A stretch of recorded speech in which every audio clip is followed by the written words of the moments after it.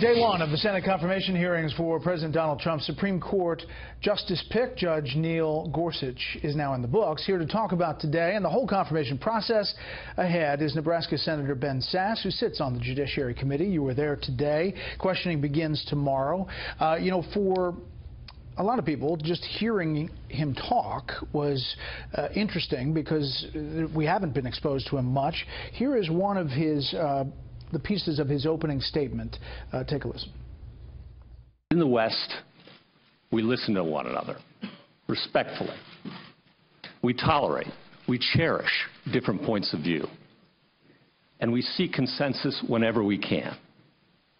My law clerks tell me that 97% of those 2,700 cases I've decided were decided unanimously, and that I've been in the majority 99% of the time.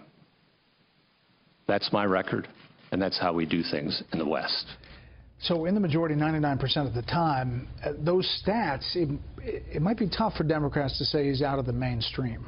Yeah, I think so. I mean, you listened to today and you heard a lot of attempts at hyperventilating, and I don't know what they have because the guy's a judge. He knows what a judge is, and he's agreeable and pleasant, and people, regardless of whether they've been appointed by Republican or Democratic presidents past, think that he's a great guy and a fine judge, and I think that's true. So what is your sense of where Democrats are? I mean, a lot of the Democrats' opening statements had to do with being mad about Merrick Garland not being moved forward, right, the President Obama's pick, and also about concerns about different issues.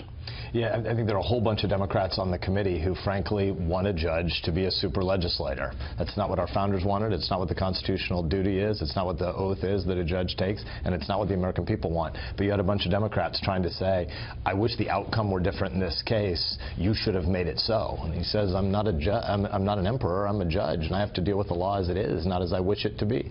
So when they say, it's just not fair, when Merrick Garland wasn't taken up, what's your response?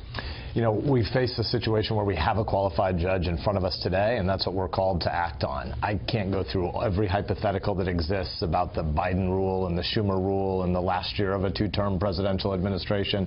The reality is there's a guy in front of us now who knows what a judge's job is, and he should be confirmed. And frankly, I think he should be confirmed 100-0. And I think there are a bunch of Dems who want to vote against him because of their own politics and their own partisanship and their own concern about their base. But it's hard to figure out what any of their actual substantive arguments are against the guy as a judge who would be upholding the Constitution. So is your sense that they're going to save their powder for the next fight, the next opening?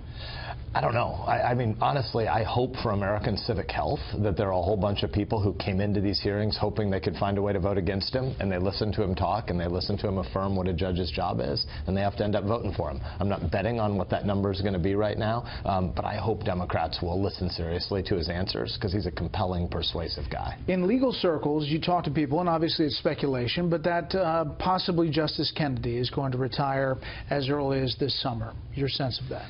Yeah, I don't have anybody staked out in front of his house and finding out if he's going to the doctor often and what he's eating for breakfast, and he should be eating Husker beef for breakfast. That's what we want everybody to do when you're a Nebraskan. But I think that there are 2 people on the court that are regularly looked to see if they're going to be the next shoe or 2 to drop and retire from the court. And I think if you're Justice Kennedy and you look at what this president has done in nominating such a fundamentally stable, honorable man to be the next justice, I mean, I think there are a number of folks who hope that Justice Kennedy will see that as a comforting sign. Process-wise, is it easier for Republicans if Democrats push the issue now and force the hand of Senator McConnell to go to the nuclear option, which is 51 votes for Supreme Court justice, rather than having to do it for the next justice opening? It's a great and a fair question for political handicapping. I get that. But the thing that keeps me up at night is the fact that our kids don't understand the American system of limits on government. Kids don't know why we have 3 separate but equal branches. They don't know what it means that the First Amendment is this glorious inheritance we have.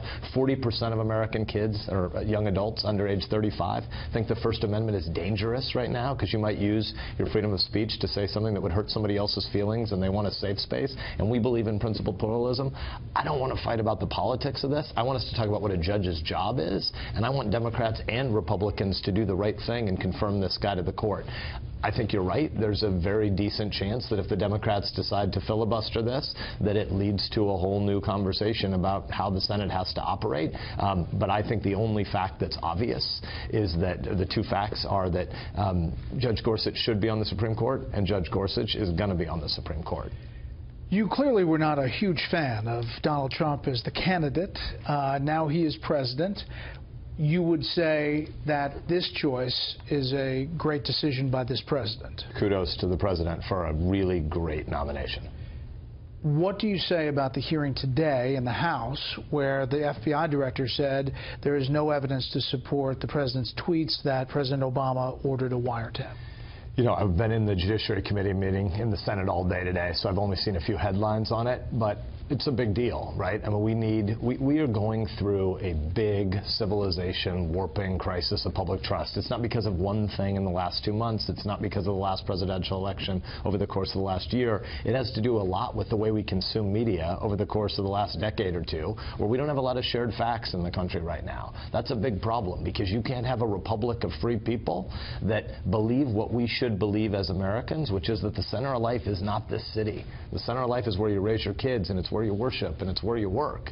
And then Washington exists to have servant leadership, to do a small number of really important things, to have a framework for ordered liberty that we pass on to the next generation. It's really important that we have shared facts about those things. So some of Director Comey's testimony today is a significant thing. So what do you want the president of your party to do, the president of this country to do? I would love it if the president would go out and explain to the American people what our national security strategy is for the next 25 and the next 50 years. Because the Cold War ended 27 years ago. The wall fell in Berlin in 1989. The Soviet Union dissolved in 1991. And we live in a world where when you talk to our generals, when you talk to our super spies, when you talk to people in the intelligence community, and I say to them, what keeps you up at night? They're worried about the future of cyber warfare. They're worried about jihadis. They're worried about non-state actors. And we need a national security strategy for 5 and 10 and 15 years in the future, and that requires the intelligence community to do some really important and hard stuff to protect our freedoms.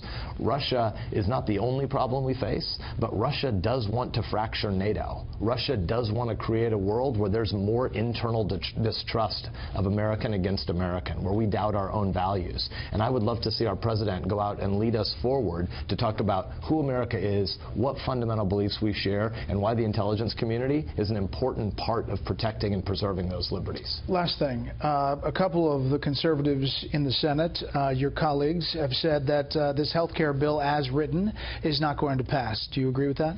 I don't know how to vote count in the House of Representatives. But how do you go? We're going to get a different bill in the Senate. If something passes out of the House, it's going to be different than the thing they're debating right now.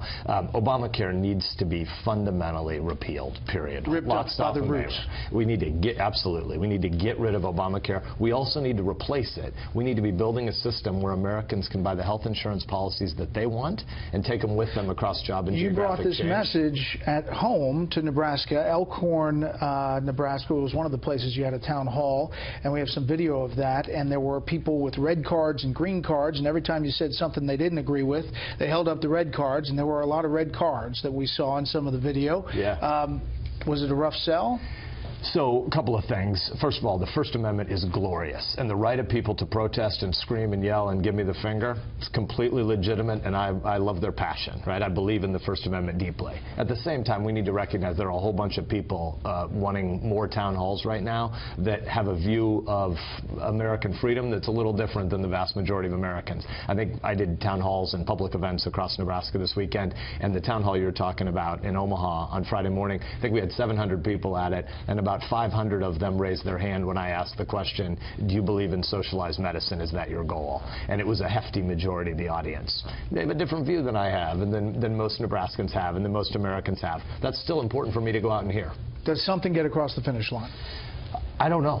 The president's going to go try to sell it to the House yes this or no? week. I honestly don't know. There's some really good stuff in the House health care bill. There's also some stuff that doesn't do enough to make sure that we're ultimately dealing with the long-term crisis of not having health care costs become sustainable. It's too expensive for American families. Senator Sasse, we appreciate you coming by. Thanks for having me.